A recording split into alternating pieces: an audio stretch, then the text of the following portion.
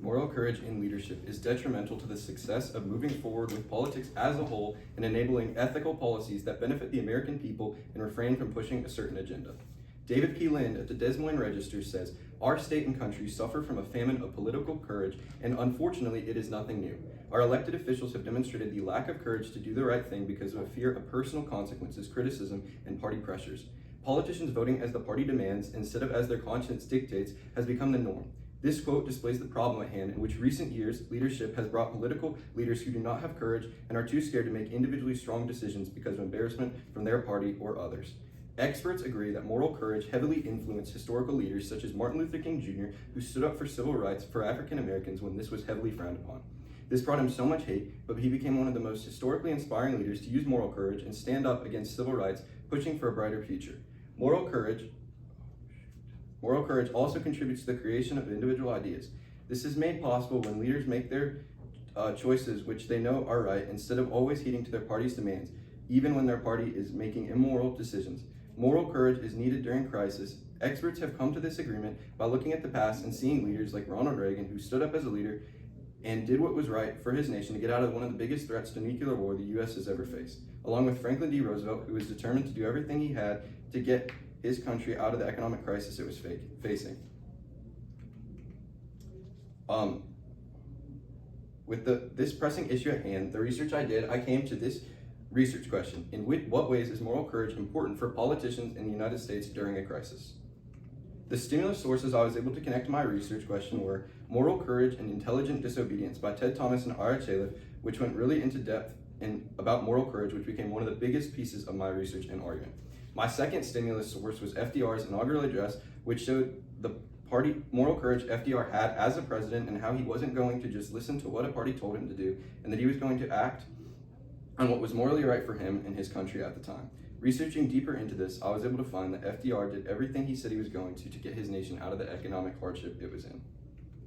Two proposed solutions by others include looking to the past for inspiration for politically and morally courageous leaders, as well as redirecting voter views. Limitations of looking to the past as leaders includes that history proves that many morally courageous leaders change the course of history through their actions, but times have changed, and so have many of the issues that leaders face in modern times. This means leaders must know the struggles of today. Also, what people think is right or wrong can change over time. Something that was once seen as right may not be seen the same way now. Leaders must stay up to date with these changes in what is morally right and do what is seen as right by the majority of people.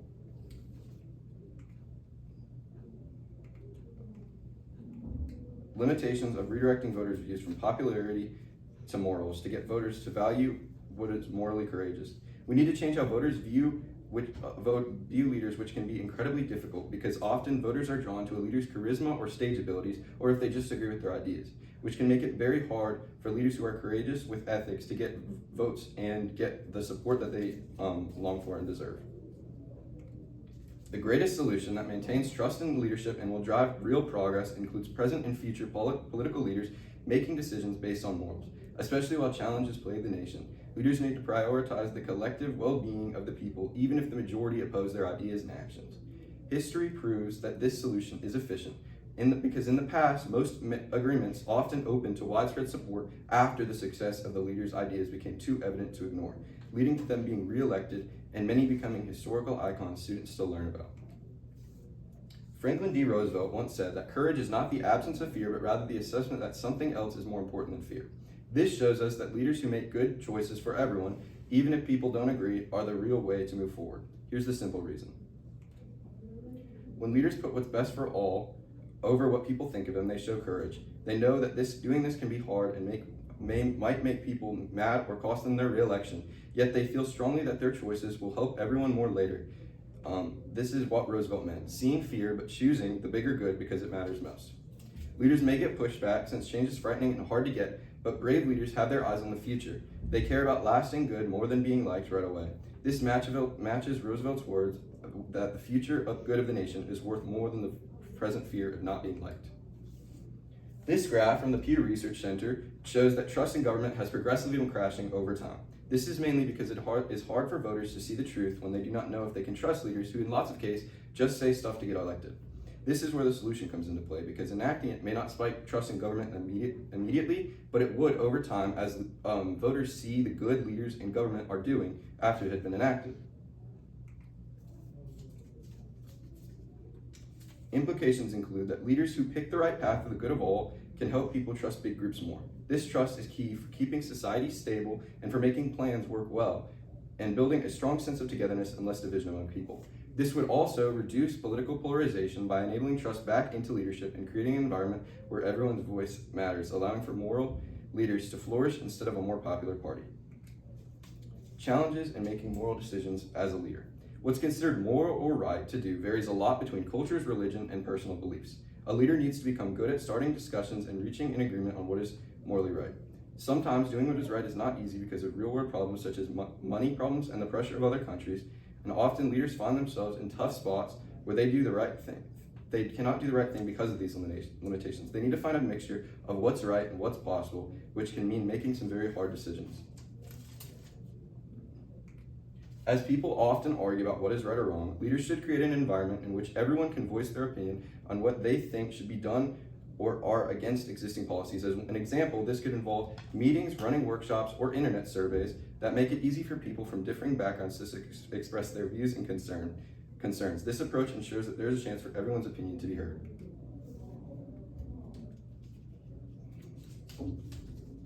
In conclusion, moral courage is essential for U.S. politicians during a crisis because tough choices must be made and need to be made by leaders who create morally right and strong individual ideas. This trust of the public must be gained and can only be gained when leaders are caring and honest and for the people. Leaders must also do their best during a crisis or challenges to reduce division, and those who stand up and have moral courage during tough times are those who break divisiveness through our country. The United States of America was founded on the heavily worded saying, "We the people," claiming that we are in this together and that together we are creating a stronger nation where we aren't ruled by the government, where the people aren't ruled by the government, but the people rule the government. When elected officials are unable to lead in a way of moral courage, in a way that puts the needs of the people above all, they are doing the American people a disservice and should have never been elected in the first place. This is my recited page. All right, you ready for your oral defense? Yes.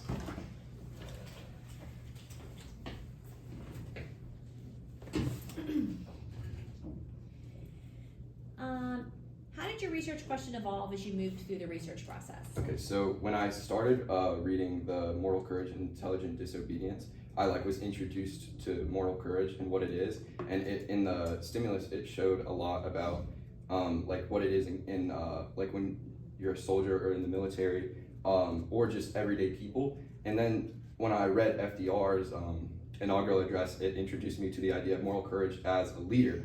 And so I came up with the question at first is in what way is moral courage important for future politicians in the United States? But over time, I was able to see that it's also very important now, not just in the future. And I added crisis at the end because I obviously I investigated heavily into FDR and what he did for his country at the beginning of World War II and towards the Great Depression and towards the end, along with a lot of other leaders like Martin Luther King and Ronald Reagan, who were all inspiring leaders who made a huge difference during very hard and challenging times. Okay. And what are the implications of your findings to your community? So the findings just introduce, for my solution, it introduces a way that everyone's voice can be heard and that everyone is kind of a part of making a better future. And as us teenagers and high schoolers, we are the future of America, and us by going along with this solution and coming up with ideas, we're harboring and creating a better future for America as a whole. Okay, thank you very much.